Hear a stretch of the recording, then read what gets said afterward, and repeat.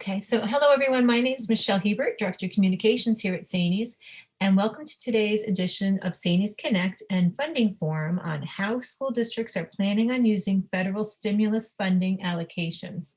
Before we begin, let's hear a brief word from our sponsor, and then we'll proceed.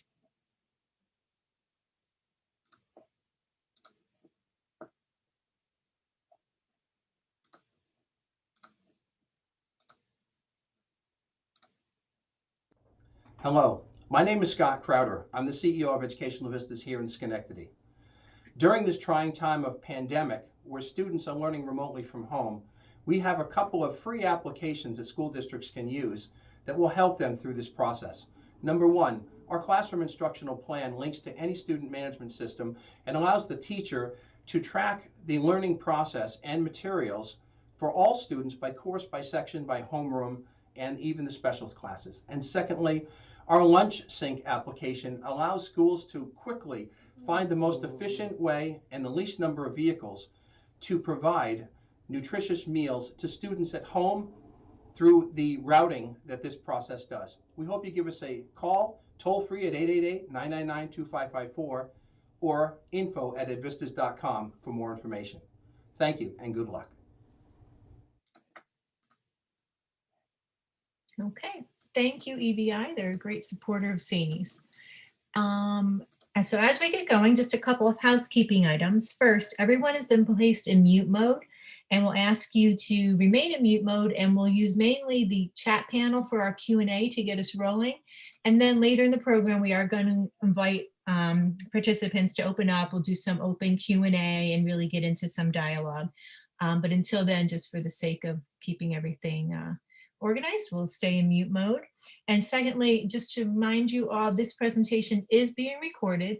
It will be placed on the SAANYS website along with the abundance of resources you're going to hear about today. So all those links will be accessible to you most likely by Monday. So watch for it at saanys.org. And before we get going and I turn it over to Karen Bronson, I do believe we have Bonnie Tryon on with us today. Bonnie is the coordinator of the SAANYS Mentor Coaching Program, and it's always good to hear from Bonnie and how that service can apply to everything we're doing. Bonnie? Thanks, Michelle. And yeah, just a quick blurb, because we've had a lot of inquiries over the years about what are the SAANYS Mentor Coach services. And we provide two different options for mentor coaching. And in fact, as our program progresses today, and you hear about how stimulus money is being used or could be used, you know, how does that translate into your setting? How does that work for you in your district or in your BOCES? So through our mentor coaching services, either if it's on a one-to-one, one mentor coach to one mentee, or in small groups of 4 to 6 administrators experiencing similar common problems of practice, we help grow your leadership skills in dealing with the challenges that are in front of you. I will be putting my email address in the chat. I'd love to follow up with any one of you. We've had, over 100 plus or more SAANYS members go through our mentor coaching program, and it does meet SED requirements for those who are mandated for certification purposes to have a mentoring experience. So again, if you're interested, follow up with an email and we'll be in touch. So, so thanks. Back to you, Michelle. Okay, thank you, Bonnie. So with that, I'll turn it over to Karen Bronson, our Director of Professional Learning. Karen? Thank you, Michelle. Thank you, Bonnie, and welcome everyone. Good afternoon, and thank you for joining our SAANYS Connect panel today, and welcome to June.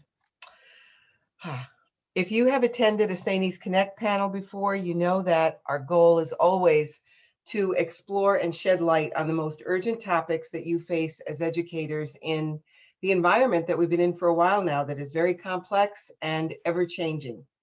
So bringing you all together for an informal conversation with our guests and our SAANYS leaders is an opportunity for you to connect with them and with one another. That's what this is all about. We always hope to leave you feeling reassured and supported, and perhaps better informed, perhaps less confused with a topic like today's, with ideas and resources you can bring back to your own school communities, and this discussion will certainly be no exception to that. So today, as Michelle said, we're going to take a look at how school districts are planning to use federal stimulus funding allocations. And I'll just tell you our format a little bit. After I introduce our panelists, I'll begin by asking a couple of questions of them. And then we, the panelists, we are going to stop talking. I have my alarm set to guarantee we do that. We're just going to stop talking at 4:30 because we really have called this a forum and we really want it to be a forum. And that means we want to have plenty of time to take your questions, which you can be posting in the chat now, anytime you want, questions, comments, introducing yourself, because we will stop at 4:30 and we're going to ask you to share some of your questions or comments or thoughts, or I could share a couple of them from the chat with our panel. We want you to feel very comfortable unmuting yourself and talking to our panelists and to one another. So we will we'll start that kind of interchange around 4:30. And once again, please be posting your questions and comments right from the beginning. Reminder, this session is recorded, and any resources that we share today, and we really have some good ones that you think will be helpful, any resources we share, all the slides that you will be seeing in the presentation will be available to you in the recorded version.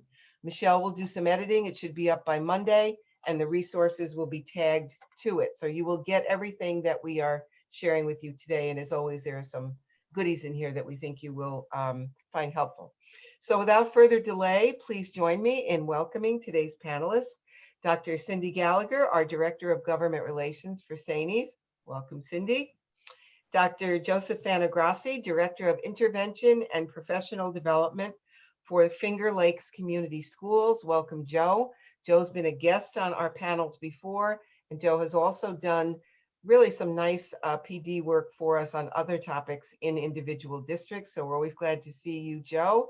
And true of Jay, our friend Jay Roskup, who is Director of Finger Lakes and Wayne County Community Schools.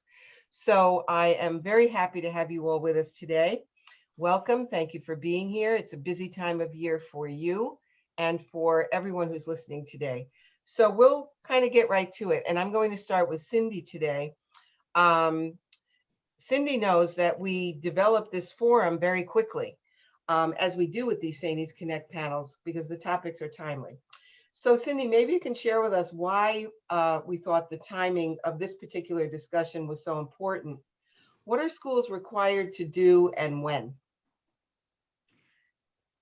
Karen, thank you. Yeah, we did feel that this was really an important one to put at the top of our list and try to get out by the end of the year. For those of you who have been in the field for a while, I don't think I've seen this much money come to districts. And I think one of my greatest fears after being at State Ed for a number of years and working in the field, knowing typically how this happens, there are barriers always to when you see that much funding. It doesn't mean that our processes that are in place will allow us to get the money out the door as quickly as we need to, meaning who knows when SED may actually get an application out the door, and typically giving you all very, very quick turnaround times to get that back. I was in contact with SED today, and I do know that at least for part 2 of one of the applications that is not yet completed. So we wanted to have this discussion specifically with administrators, building administrators, to make sure that you were involved to the greatest extent possible in those discussions with your district. So Karen, thanks for letting me set the context as we go. And Michelle, if we could put up that first slide, just want to make sure that we're all on the same page in terms of the many acronyms for this funding. There's basically 3 pots of money, all with slightly different names, but are sometimes bundled, excuse me, into CARES 1, CARES 2, and CARES 3. That's not their actual name. So the first pot of money that came to us that was actually put in statute was the Coronavirus Aid, Relief, and Economic Security Act. That was last March in 2020. That was the original CARES 1. A subset under CARES 1 is a money just for elementary and secondary, and that is a term that you're going to see consistently, ESSER. So, subset of CARES 1 was the ESSER money. Then along in December of 2020 comes along the slightly different name. I suspect it had to do with the fact that it's a different administration slightly, Coronavirus Response and Relief Supplemental Appropriations. But so that it's different, but under that as well as ESSER 2, and that is, and let me go back, the first CARES money was a very small pot, although I've never seen $1 billion. It's all comparatively to what we're seeing now. ERS 2 was $4 billion to New York State. And then the most recent one in March of 2021 is the American Relief Plan. And that was approximately $9 million to New York State. All of these pots of money have dates to which they have to be obligated. And Michelle, if we could move to that second slide, I'd appreciate it. The chart one. So you'll see the darker blue was that first CARES money, and that has to be obligated by your district by September of 2022. Now obligated, and forgive me if this is like 101 to you, but obligated doesn't mean spent, but it does mean contract in hand. Let's say ERS 2 is by September 23, and then the last pot of money, the most recent, has to be obligated by September 2024. And that is inclusive of what they call, and forgive me, but it's a tidings amendment that allows an extra year for some federal money. That 2024 date is inclusive of that. So if you hear that tidings amendment thrown around, these dates are inclusive of that. Now, we think that this is a very short time. I mean, 2024, when it's now 2021, to have this amount of money obligated is going to be challenging. It's a good challenge, but nonetheless challenging. We have advocated with our congressional delegation to see if we could get those timelines at least in their head to be thinking about being extended. Let me tell you the theory about that from their part. So I don't think it's going to be a real possibility. You never know, but their pushback to us when we were in meeting with them in DC by Zoom was that, no, this money is meant to be a stimulus to get things going. They are not thinking about it in the long term. So I just want to make sure to, and that's why Karen was so very willing to get this forum underway. This is a very short amount of time with a lot of money, and it's very flexible. Michelle, if we could go to that third slide, or the third briefing. So when the money that I just talked about was the federal stimulus. Don't forget, on top of that, we have a very generous foundation aid formula that was increased. We wish we had seen that kind of increase in past years, but nonetheless, so you have the federal money infused and the state money infused. The federal money, Michelle, if we could move to the chart of this. Okay, that's perfect. Good. Okay. Perfect. The federal money can be used by a wide range of things, from construction to COVID relief, to reimburse you for some of the money that you spent throughout this last year. It could be for teacher incentive, administrative incentive. But the key here, and I think the thing that we'd like to impress most upon our districts is that whatever you're thinking, make sure that it is consistent with your ability to sustain these programs when the federal money is no longer in existence. You've heard about the funding cliff. I don't want to go back into that. But so, for example, it would be very tempting to hire additional teachers and staff. That may not be the best strategy if you're thinking about having to sustain that many of teachers after 2024. Some of the other states that I've been working with have indicated that they might go more to community contracts with community agencies. Also, I know from a good number of you, many of you are thinking about summer tutoring or extensive high test tutoring for the summer or summer programs. Getting staff, excuse me, to participate in that is very difficult at this point. People are burned out. So how do you look for that? Again, it may not be the most desirable model if the students need to work for some reason to sustain their family salaries, or whether you cannot get teachers to come on board for that kind of time commitment. So be thinking, and that's why I so desperately have been talking to all of our administrators over the last couple of months to please, as much as possible, insert yourself into those discussions in your district. I know how hard that is.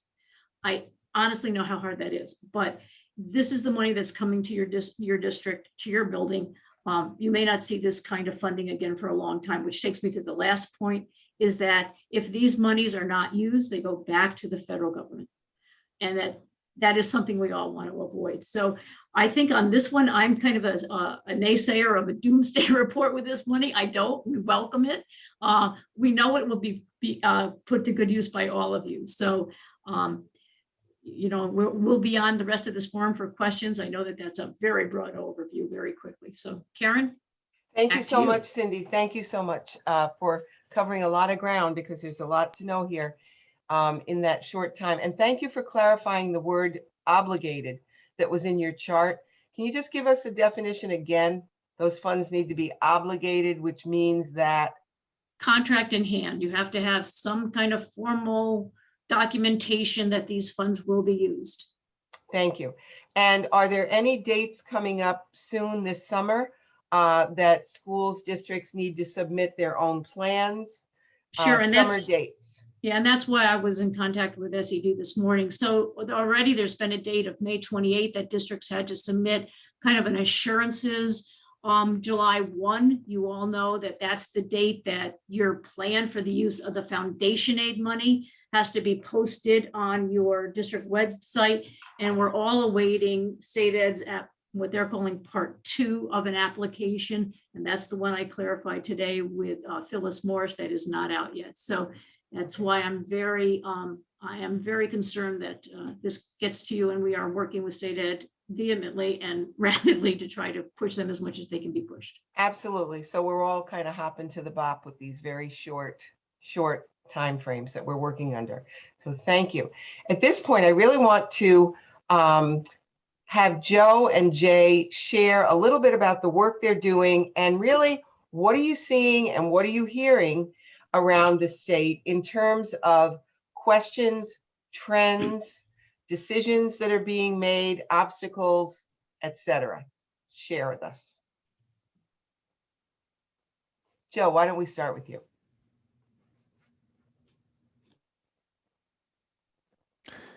Thanks, Karen. So I'll be very brief because Jay really has the background in terms of grant funding. I was sharing with Karen prior to this call that I'm very comfortable to having conversations about interventions in academics and professional development. But when it comes to budgeting, Jay is the guy on that. And what I will say is, let's keep in mind that there really is 5 categories here, right? There's a tech category. What are you going to do in terms of technology? Mental health services is another highlighted category. School facilities, including things like HVAC, out of school time learning, whether that be vacation, after school, before school, summertime, and the broad category, which is other activities, which is the one that will be kind of a catch-all for it all.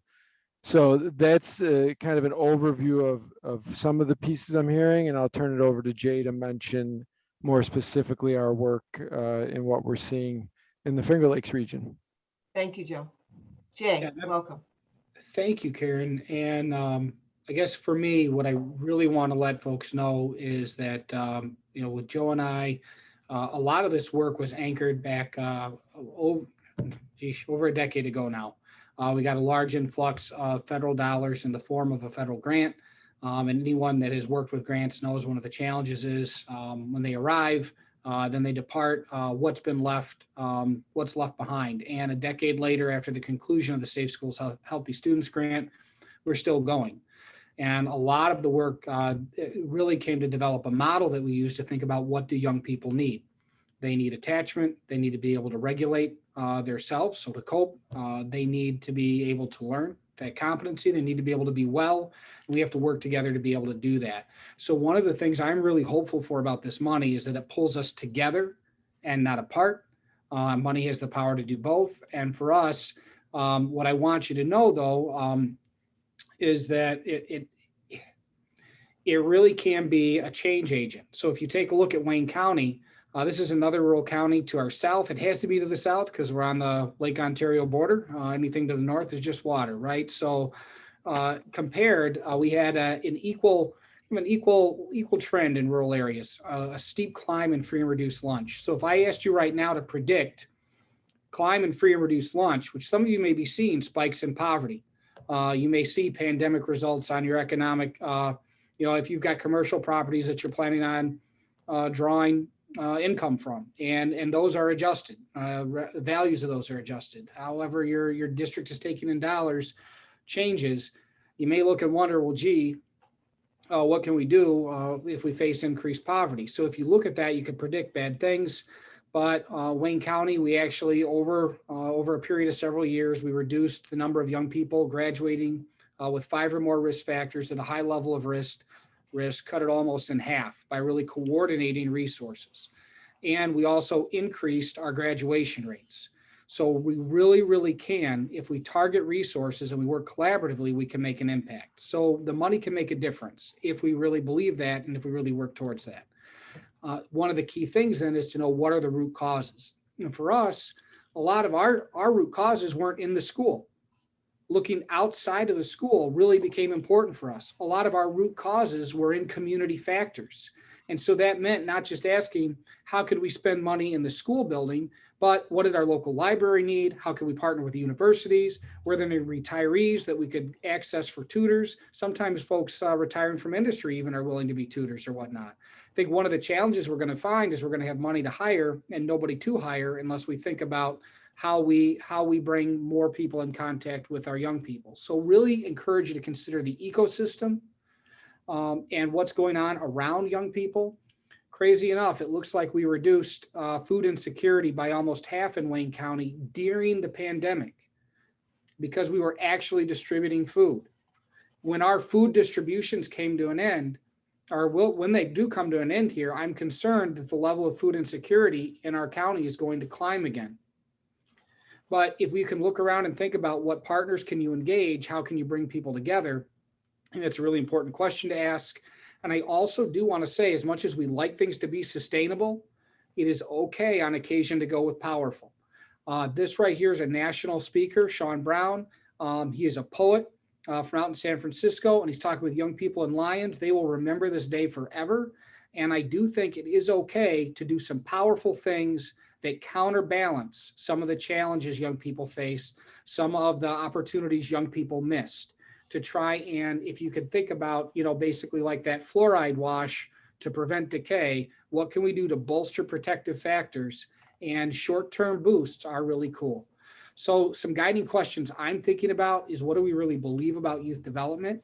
What do you think was impacted during the pandemic, especially in your community? What needs to be offset? And to offset that, what's our theory for change?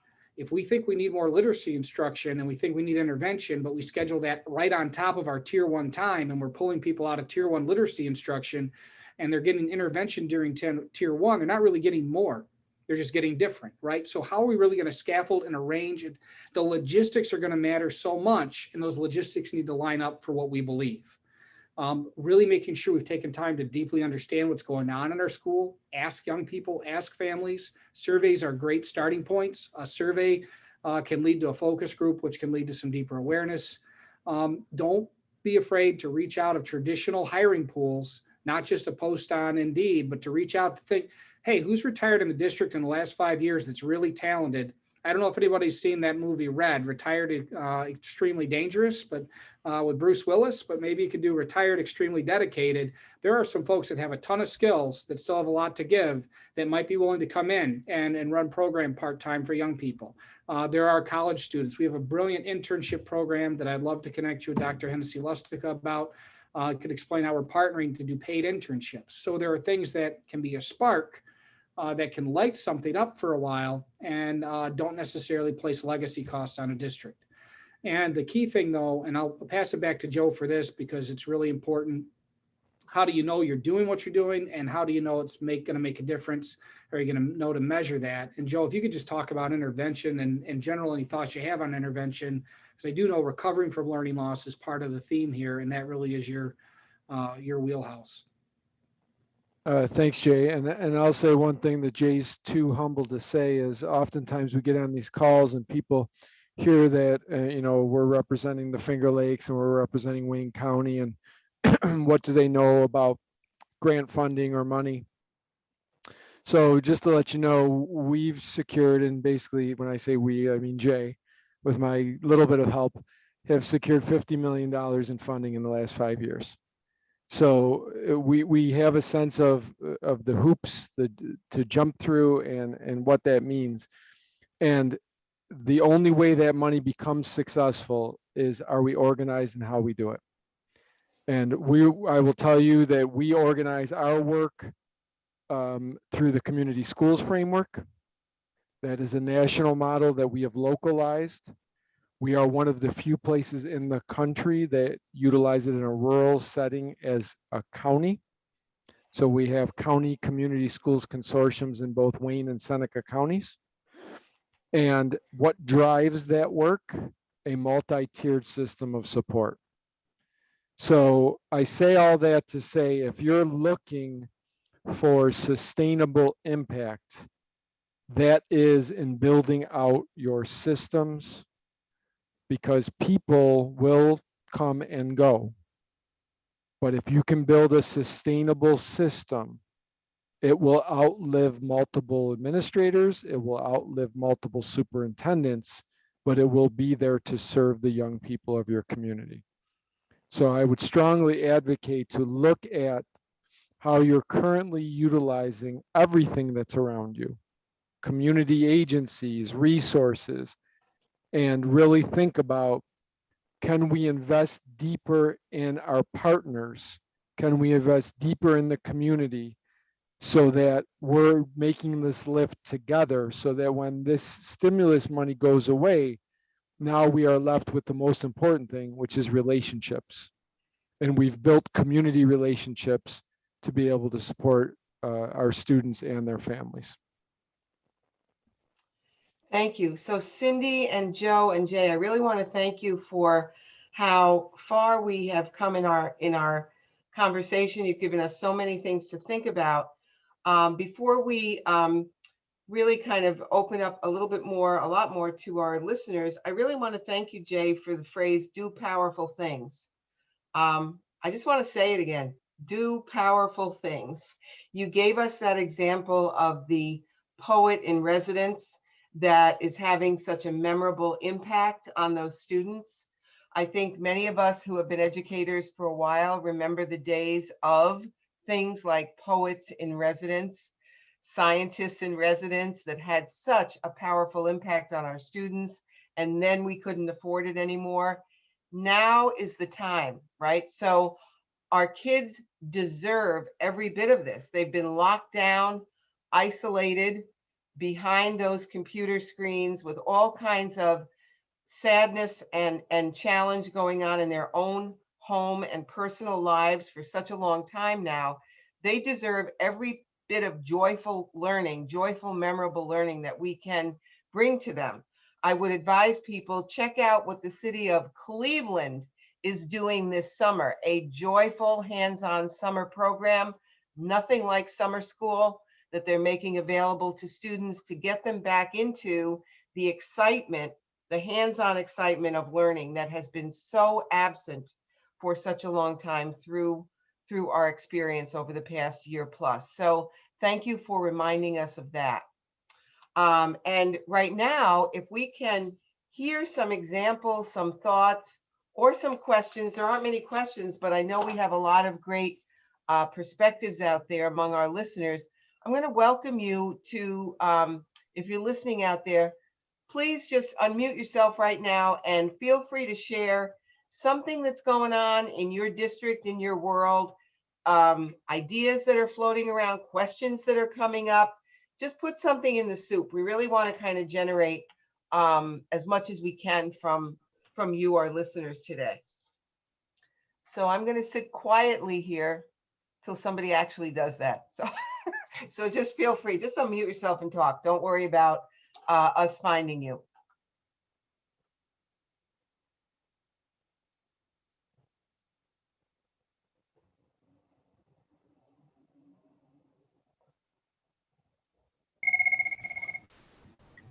Hi, this is Alex McKinnon from New Paltz Schools. How are you? Hey, Alex, we're great. How are you? Good. I'm pretty good. Thank you for having this webinar. It's helpful. You can hear my phone ringing in the back. It's Yeah. constant. Okay. So I think one of the things I'm kind of grappling with is how to balance, we do want to bring joy. We do want to bring positivity back. But staffing is something you mentioned. You started to touch on it. It's just extremely difficult to find folks to be available for this summer. And we've already had conversations with people that are so burned out, they're questioning being able to stay in education. And I think that's a real fact that, school districts everywhere are facing this year is we want to do something energetic, but there's no energy left. It's less an educational question, more of, how do we replenish the well and keep going with good ideas for building systems that'll be there for years to come, as you folks noted. Alex, that's a great question. Maybe, Jay, maybe you can speak to that, because some of the examples you gave and some things you're familiar with and working with grants, it doesn't always come back to the burdened, teachers who have been doing all of it now for so long. What are some kind of creative ways that schools can work with their communities to bring new things to life for students? Sure. Well, I think I never overlook your own students, right? We've got sophomores, juniors, alumni that are graduating just now. I've invested literally years in these young people, and they are very, very talented. And sometimes student employment can be a way. Peer tutoring, peer assisted learning is actually, there's an evidence-based program for that. So I would look really close. And even during the school year, we found for instance, in an intermediate school, cafeterias is always a challenge, right? And we could look ahead and predict that if we haven't had a full cafeteria in a while, there might be some cafeteria challenges. Could money be set aside for high school juniors and seniors who have openings in their schedule to be hired to kind of go sit and eat lunch with the intermediate students and run groups and run restorative circles and run things of that nature? So you could look at your own students. What area colleges do you have? Wayne County, that's tough for us. We don't have any colleges located other than a satellite and in our area, so people have to drive. So offsetting, like a lot of times, young people that are in college would love to come out if they could afford it. Can you pay for their mileage? Can you pay a stipend? Can you get a conversation going with the college to cover their mileage and to offer a stipend to college youth? Again, retirees, sometimes people that have retired in industry, sometimes teachers that have retired, sometimes maybe even those people that are thinking they're too tired to keep going. Well, could you come back to do, what was the part you most loved? Could you come back and do the part that was your first love in education? And even something like, I do think that this is also an opportunity to build capacity in the community, both via agencies, right? So local libraries, sometimes they've got, I know I can speak for SOTUS. We have a youth librarian that was funded at 15 hours a week or so. If SOTUS Central School District called up and said, hey, we'd like to cover your librarian and have them be full-time, we'll give you the dollars, bring them on full-time, run more early childhood programming, ramp up the early literacy stuff, they would do that. And they might be able to then, could that person be someone that might restock free bookshelves at local laundromats, work with local pizzerias to deliver a free book to families that are, could there be some kind of way to use like a librarian like that? Or local libraries a lot of times have access to retirees and friends of the library groups that would also volunteer to that end. And a final point then would be just a good canvas of what's going on in your community agencies and asking your community agencies, how are you doing? We had one childcare program in Wayne County, and that one is closed. Guys, they haven't received their fourth quarter payment from New York State from last year. And they got zero funding because of the way the contract was worded and structured. So our one childcare program that was funded by OCFS dollars is shut down. And there's a professional there that's going to lose her job. And two school districts are now vying over that person because here's a person that can plan program, knows how to keep kids safe. And so look to see your local agencies, and you might not need to bring them on as employees. You might be able to contract with that provider and contract with that time, but your local agencies, in many cases, they're not getting rescue plan dollars. They may have had payroll protection loans, but they are not getting those dollars. So reaching out to local executive directors is certainly something that I think they would be very welcome to entertain. Thank you. Jay, I'm just going to ask a question that comes up sometimes.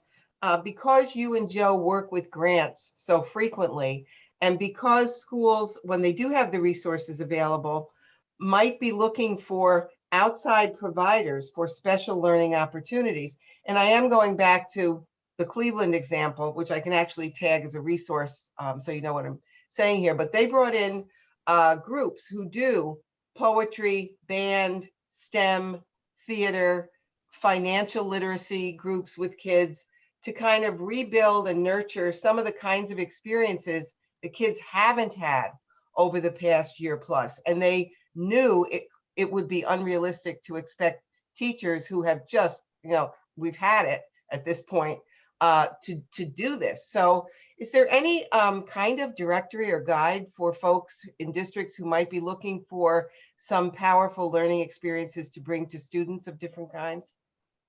Like, where do you look? Who do you get? Yeah, it's ironic that you asked that, Karen, because the very first thing I did when we launched Seneca County Community Schools was to create a community resource guide. I don't know of that as a ubiquitous thing across the state or across any counties, but we spent a lot of time putting that together.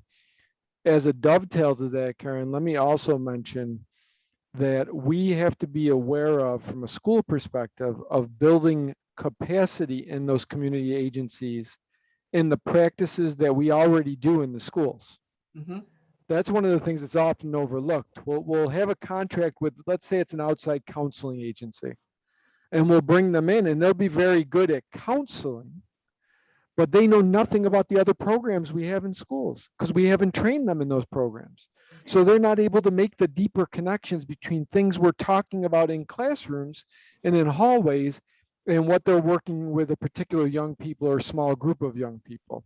So I think these dollars could also be used to not just build the capacity of our own staffs, but the capacity of community providers as well.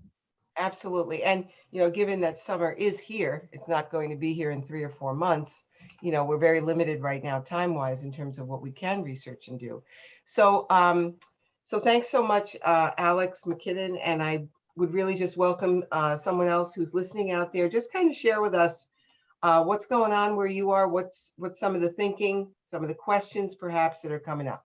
If I could, I would like Lucas Hi, Crowder, Lucas. Educational Vistas. Hi, everybody. Hi, Lucas. I'd like to piggyback on Jay's answer to Alexander's question about reaching out to retirees. And Cindy will know this as well because she worked with us for quite a few years. Our greatest resource are our retirees. We score 2 years ago, before the pandemic, we scored 225,000 New York State assessments, and we brought in almost 700 New York State certified teachers, of which 90% are retirees. The other 10% are substitutes or part-time teachers. And they love coming back. They're looking for work, looking for something to do, as long as it's not going to be a massive commitment. So they like to come back. What they come back for the most, though, is the sense of the community, right? Feeling as though they're playing a role in the education community again. Love coming back. They love seeing people they've seen before. And they love feeling as though they're contributing to the outcome and the overall success of the students that they're helping to provide services. So it cannot be understated how valuable the retirees can be, especially since the supposed baby boomer bubble has popped essentially with the boomers retiring from teaching, especially due to the pandemic.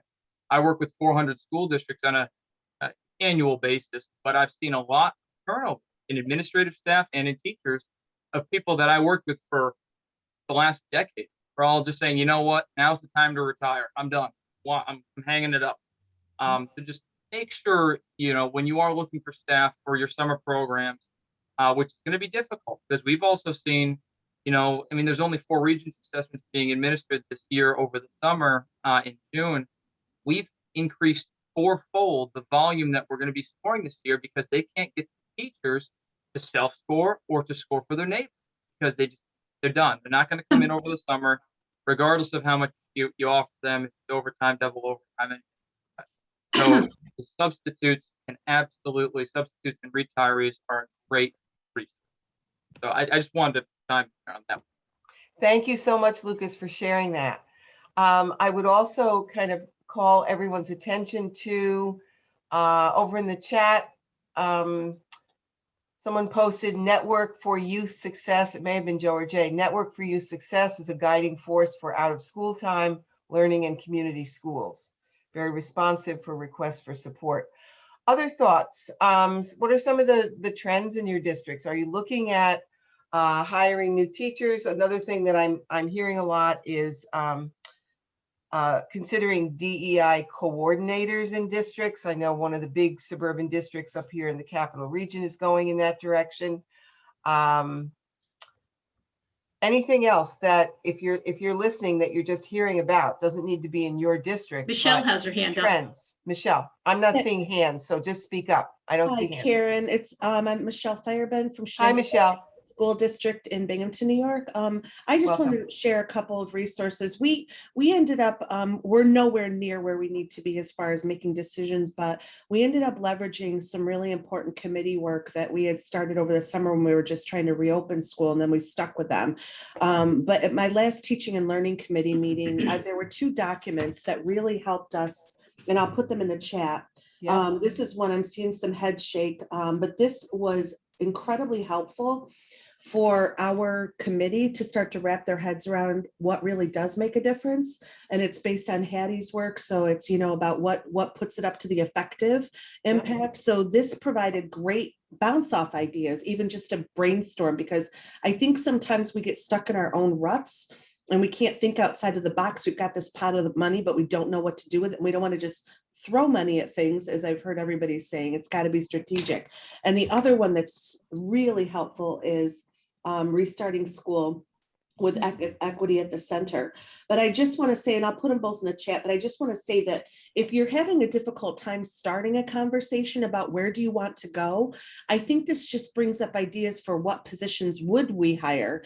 Who would we partner with? For us, one of the directions we're really going into is the DEI. We're not going to be hiring a particular person, but we had a committee that we're now going to hopefully partner with some a person at Cortland to really help drive that work. So we're trying to get just legs on and some of the things that we've been working toward, but we haven't really got it rooted in anything yet. So just a thought. So I'll put those in there, but I just found it really drove our conversation and the committee members as one of the positives is when you're having them read a document like, because we have parents on it and students on it, and it really it brings about a different discussion than about let's just brainstorm. It really just kind of drove but does it have a high impact, and they started using that vocabulary. So that's just my recommendation. It was really helpful to us. Michelle, thank you so much for sharing those resources. Sure. And thank you for putting them in the chat. We will also make sure that they're tagged to the recorded version of our conversation today so that everyone will have access to them. Because you're right, helping us structure those conversations really can make all of the difference. And we need help doing that. And speaking of kind of templates and direction and things of that nature, I'm going to ask Joe for a minute, if you'd be so kind, Joe. Could you share your screen? Could you share the resource that is being created by Capital Region BOCES and shared? I think, if I was working in a school right now, I'd be looking for good templates to use to guide me and a team through this process. Okay. Give us something to latch onto. Show us the buckets and let us fill them. So Joe, if you could share those documents that you shared with us on your screen and speak to them for a minute, that would be great. We'll also tag them to the recorded version. Karen, while he's bringing that up, someone Yeah. also asked about DEI, and it's diversity, equity, and inclusion. It's just just to explain, because I think we say these acronyms so fast, but it's just that idea of building that capacity within your school district, to talk about the issues and how you're addressing them. So hopefully that helps Jackie, who just asked. Thank you so much. Right, DEI, diversity, equity, and inclusion. And what I had mentioned is I've heard of a couple, they tend to be larger districts who are looking for hiring DEI coordinators, but these are very, smart districts, and they know that DEI, diversity, equity, and inclusion, is not one person's job. And, we all know that tendency of, give it to that person to do, now that they have that in their title or role name. So, if there are to be new roles like that created, the basis of the role should be to build everyone's capacity in the district to do the work, not to be seen as the one who does this vital and important work. So it's a learning time for sure, for sure. Joe, are you able to share those with us? There we go. Let's take a look. Okay, so these were actually just shared with me this morning. They come out of the Capital Region BOCES.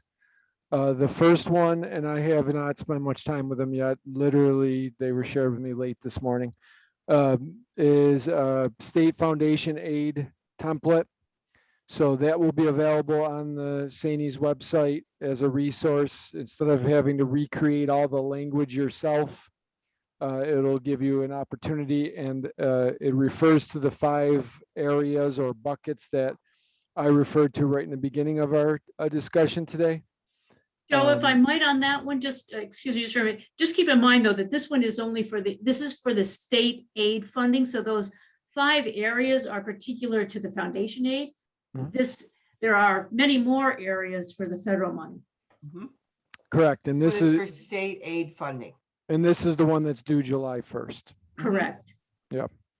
Okay. So that's one example. Yep. Give me a second. And okay. Here is the second example.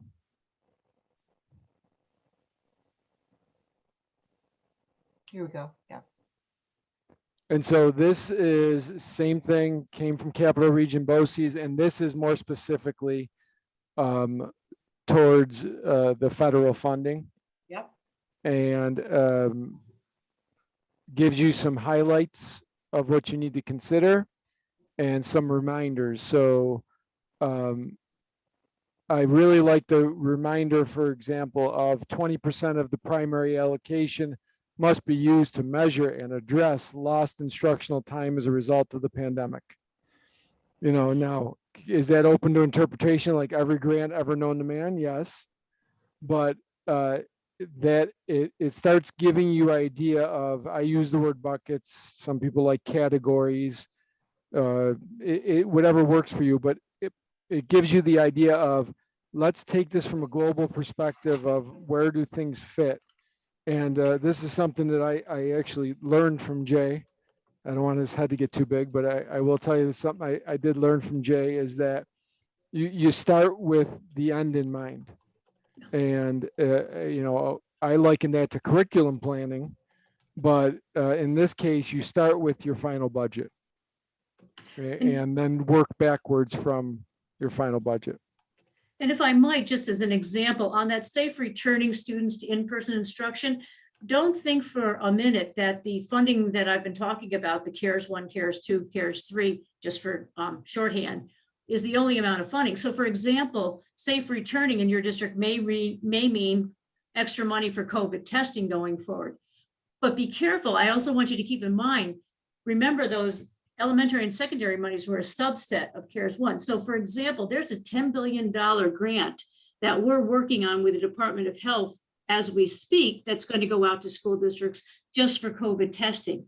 So hopefully your grants persons will know about these other pots of money. So you may not want to use your stimulus money for the COVID testing if there's $10 billion coming out of the New York State Department of Health. there's money for E-rate, there's money for National Nutrition, there's money for Head Start. So there's a lot of pots of money out there. Cindy, can I just ask you if some of our attendees have questions about just what you're saying right now? Because there's so much to know here in all of this. They can contact us at SAANYS and we will, do our best to get them an answer. That is correct. Yep. We are also in communication all the time with our ASBO, the Association for School Business Officers. I know that Karen, and also, a plug for our conference, we're going to be dedicating sessions to that at the conference as well. This is just the beginning, and do remember, you've got, until September 22, September 23, you can modify your plans also. It's just that you've got some hard dates that the money has to be obligated for. Mm-hmm. I've got a quick question for you, Cindy, on that. So, and this goes back to the definition of other. Yes. So in listening, in little backdrop, in listening to Jay and to Joe, who have worked tirelessly over many years to build what they have in place in their area of the state. So many of the other areas in our state don't have a Jay and a Joe. And how do you grow them? So my question back to you, Cindy, is it possible, and Jay and Joe, don't kill me about this, but could some of that money under other, be used for some of our administrators or hiring someone just to work for several years, because it wouldn't, to help build the infrastructure in counties and in areas of our state that haven't had that rich resource of a Joe and a Jay, and could Joe and Jay like mentor, some people to do that work? You just don't grow them overnight. And so many of our administrators, at least the mentees that I work with, they're already overloaded. There's just not, they can't just become this overnight. Short answer, yes. Yes. The feds came out with a Q&A or an FAQ just last week. There isn't anything in here yet that I've seen that is prohibited.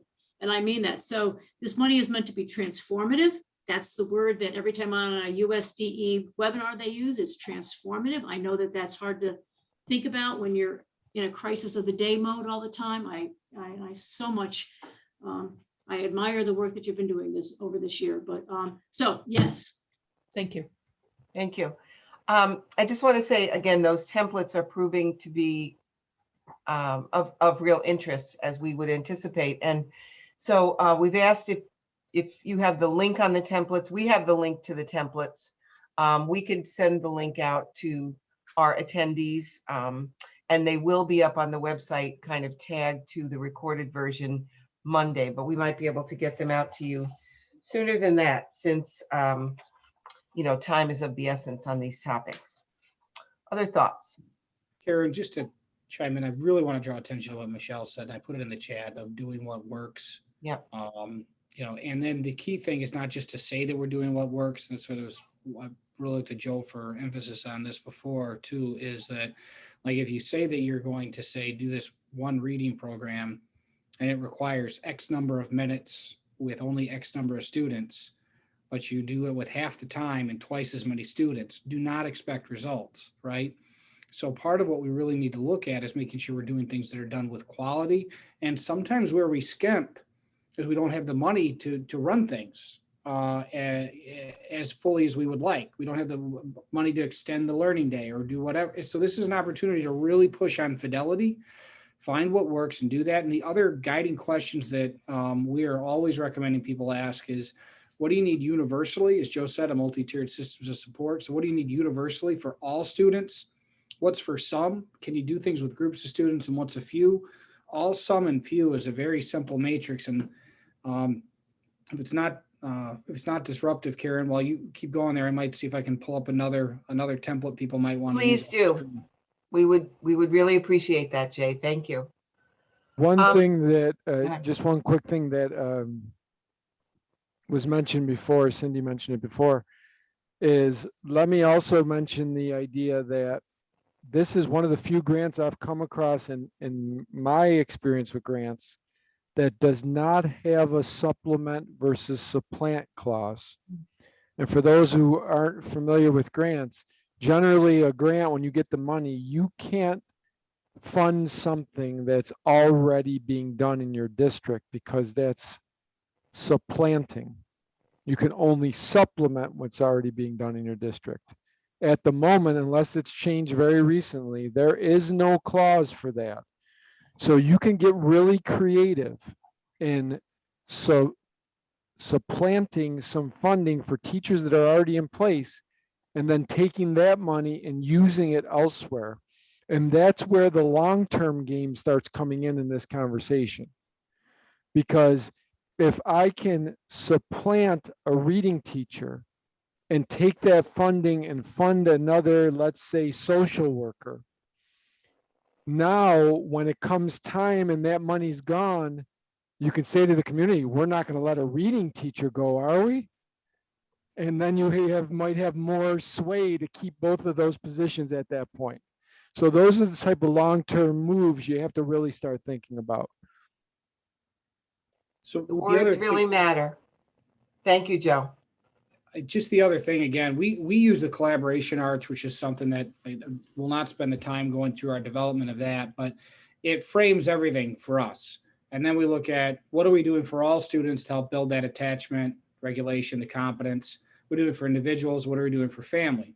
And I'm not saying that this is, the only tool, but what I do tell you, like that idea of a matrix is something that Karen was absolutely right. People are looking for those. And we were able to use that to plan, for individual students and even around issues.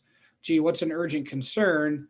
What can we do for collaboration to address that? How can we build trust? Whatever that may be.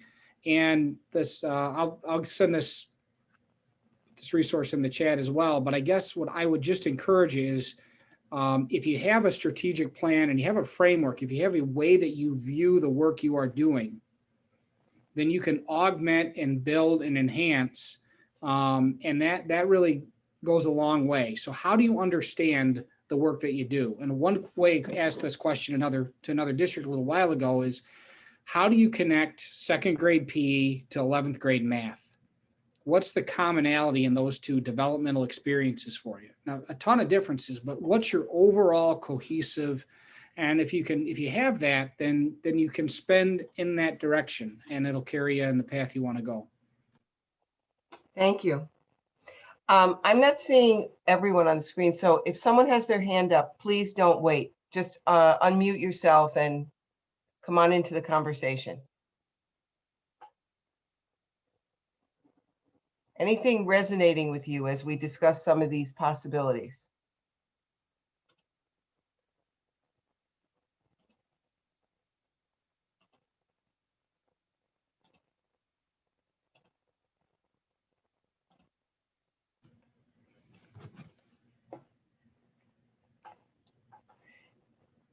Jay, maybe we can, or I ask some of our listeners to think about, are there conversations you're hearing from districts about putting the money away for now?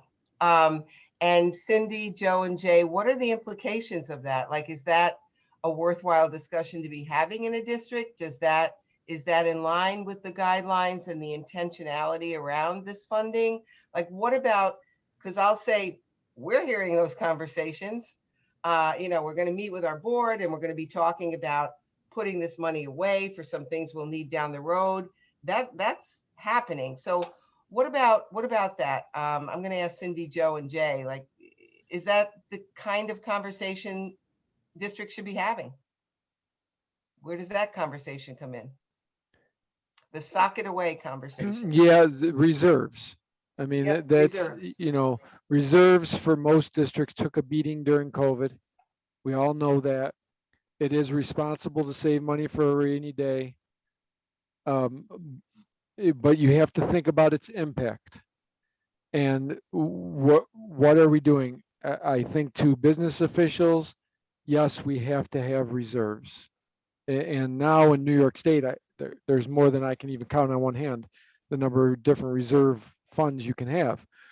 That is important, but it's looking at ratio, right? It's not an all or nothing ratio either way, in my estimation, but it's setting the groundwork for, can we use this money as a springboard? Mhm. Is it an opportunity to say we really could work on X? How do we get there? Can we use this as a springboard? Let me give a 30-second anecdote for that. A very good friend of mine owns a small business, opened it 8 years ago, has done okay, but it has not, certainly not become wealthy from that small business.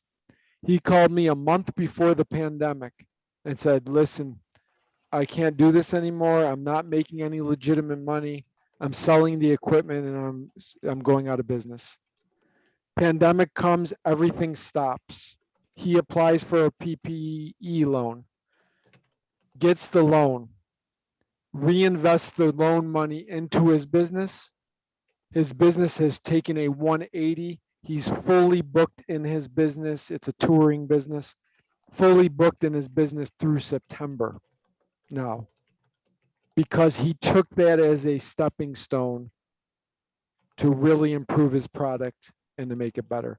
For me, that's what I think about with this money.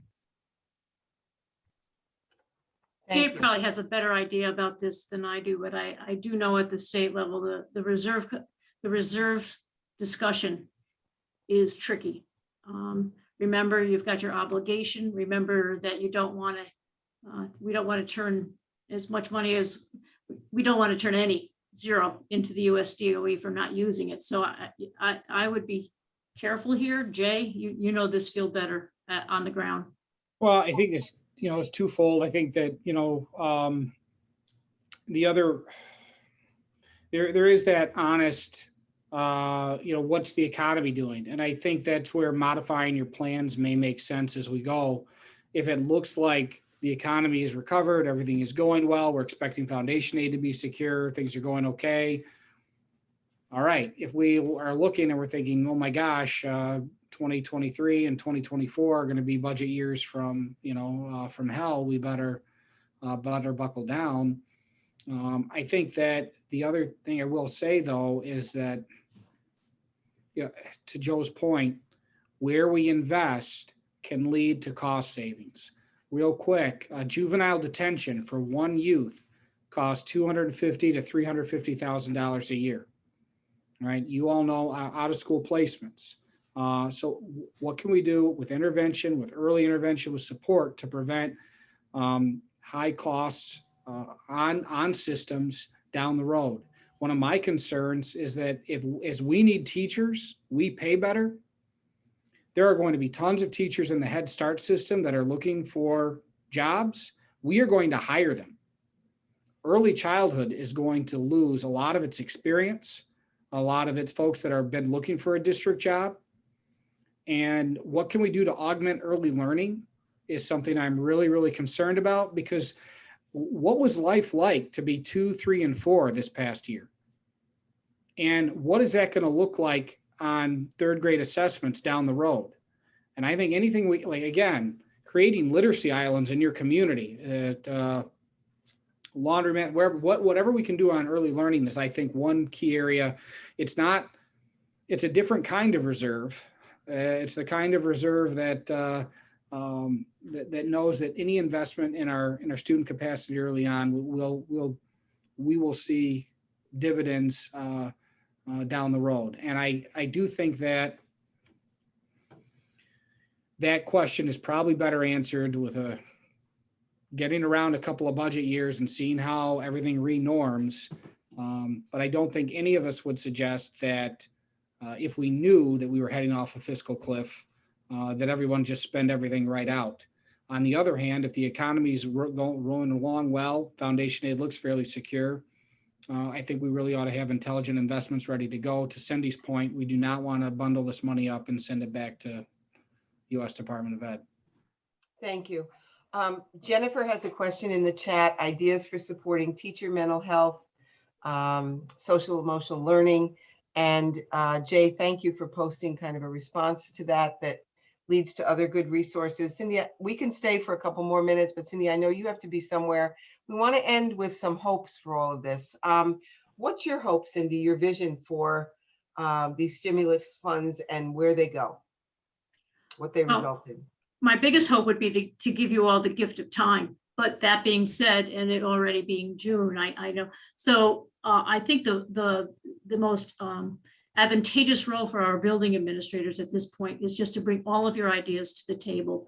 The conversations around reserves, the conversations about obligations, those right now, I think if, I know that you have those ideas. I've heard, I've heard restorative justice coaches being thought of. We've heard 1,000 ideas that are just wonderful. Keep on bringing those ideas of what you need, as Jay has said, and as Joe has said, to the table. Make sure your voice is being heard. Nationally, when we work with the NASSP and NAESP, I cannot tell you how absolutely needed your voice is right now. And I know your voice is weak. I know it's tired. I can see it in your eyes. But when you get a chance to rejuvenate, keep those ideas coming. Thank you, Cindy. And I think at one point you said, we're not going to see this kind of funding again. So this is kind of the moment. Thanks again. How about Jay, Joe? Not so much parting thoughts as parting hopes. And I will let Joe have the last word. He's a lot of times more concise and eloquent. I'll just say I hope it brings us together. I hope we do get out to our community, that this money connects us more to families, connects us more to community agencies, and that we are very, very intentional. And that I hope that any critic of public education looks at the way we invest these dollars and never questions the intentionality, the purpose, the heart of public education. I hope that they see us reach out and do great good, and that it inspires confidence in public education. Thank you, Jay. Joe. I hope that we invest in what we know works and not in solely what is comfortable for us. This has presented us an extraordinarily unique opportunity in education to move past practices that at the very least don't work and at the worst hurt kids. And so I'm hopeful that this infusion of money will allow us to look at national best practices, adapt them to the needs of our specific communities, and come out on the other side with an investment, a clear investment and plan into moving forward in the educational system. I often hear in the conversations I have, people talk about learning loss. It infuriates me because I can't enumerate the number of things that our young people have learned that they never would have had the opportunity to learn. That's a great point. In many ways, they have grown exponentially as a result of this pandemic. For many of them, it's a struggle, and they've learned things that I wish they didn't have to learn at such a young age. But they have come out of this as different people. And I really hope and pray every day that we take those lessons and build from a strengths-based perspective instead of always trying to look at what we're weak at. Or looking at the deficit, right? Well, I hope somewhere in all of these billions of dollars, there's some money earmarked for just a big party. Can't we just have a big party for all of our kids and teachers and families and school leaders and facilities workers and everyone? I just hope something is earmarked for that, but that's just the way I think. I can't thank you enough, Jay and Joe, and Cindy and everyone who was here today, listening and sharing and attending, for being here. There's just so much to this, and it's so important to spend some time together and sort through it together, because that's kind of how we get someplace. And this was great. So we're getting great comments in our chat about how useful people found this, and we hope that's true of everything we try to do at SAANYS to support you with your professional learning and with everything else. So as we wrap up for tonight, I'm just going to ask, I want to give a couple of coming attractions here. Michelle, if you can pull up just a look at what we have coming up this summer that I think is just a wonderful segue to some of the things that we thrilled with the summer series that we have coming up that we developed in conjunction with our partners, our true partners. We have so many good partners at New York ASCD. And they reached out, specifically Matt Youngins, Eric Larison worked with me and with us, and they reached out to their partners at National ASCD.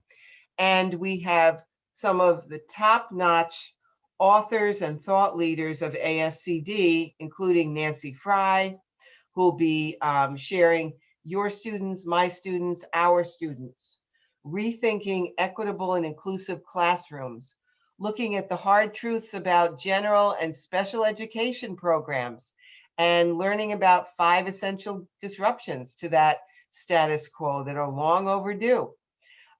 We have, I kind of went backwards, let's start at the top. Part 1, July 27th, Culture, Class, and Race, how to have constructive conversations that unite and energize your school and community. And on August 3rd, Forces of Influence, how educators can leverage those all-important relationships that have come up several times in this conversation to improve practice. So we hope that if you are listening today, you will make this maybe a centerpiece of your professional learning. This summer, we also have an excellent series coming up in conjunction with our partners at NYSCATE on culturally responsive leadership, delivered by Ken Shelton. You'll see information about that one as well on our website. These are wonderful things to get involved with this summer through us here at SAANYS, and we really hope to see you there.